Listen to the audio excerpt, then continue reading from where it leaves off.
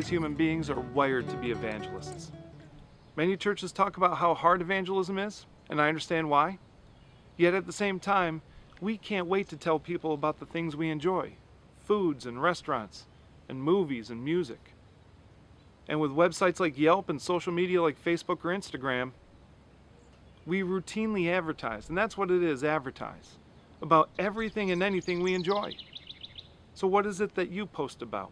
What is it that you just love telling people about? We are wired as evangelists, so why does it seem so hard to tell other people about the amazing difference Christ has made in our lives? God, by his very nature, seeks to fill our spaces. And there's not a space in our life that God does not want to fill. In fact, there are 3 spaces God's word tells us that his glory seeks to fill: the temple, the land, and the nations. The first space God's glory seeks to fill is the temple. In 2 Chronicles, the Bible states, "When Solomon finished praying, fire came down from heaven and consumed the burnt offering and the sacrifices, and the glory of the Lord filled the temple. The priests could not enter the temple of the Lord because the glory of the Lord filled it." Now, God promised mankind 3 things in the wake of the fall. First, God promised that he would deliver us and be our God, in Genesis 3:15. Secondly, that God would dwell with us, Genesis 9:27. And thirdly, that we can be a people of God, Genesis 12:1-3. Now, God took this first step towards dwelling with us by establishing the tabernacle, the tent. But this was never designed as the complete fulfillment of God's promise.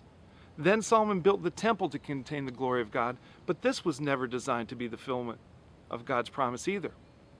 Now, remarkably, Paul states in 1 Corinthians 3:16, "Don't you know that you yourselves are God's temple, and that God's Spirit dwells in your midst?" God's glory seeks to fill you. You is the temple of God, until we reach the fulfillment of those promises God made way back in Genesis, as John described in Revelation 21. "I saw the holy city, the new Jerusalem, coming down out of heaven, and God prepared as a bride beautifully dressed for her husband.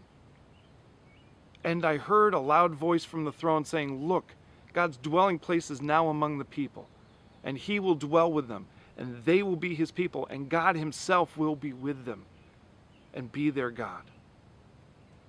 When you have an experience with the glory of the Lord, you can't help but tell people about it. Now, here's a truth that should blow your mind, a truth that should be a game changer in how we do church. We, you and I, are designed as vessels for the glory of God. Paul said this in his second letter to the church in Corinth.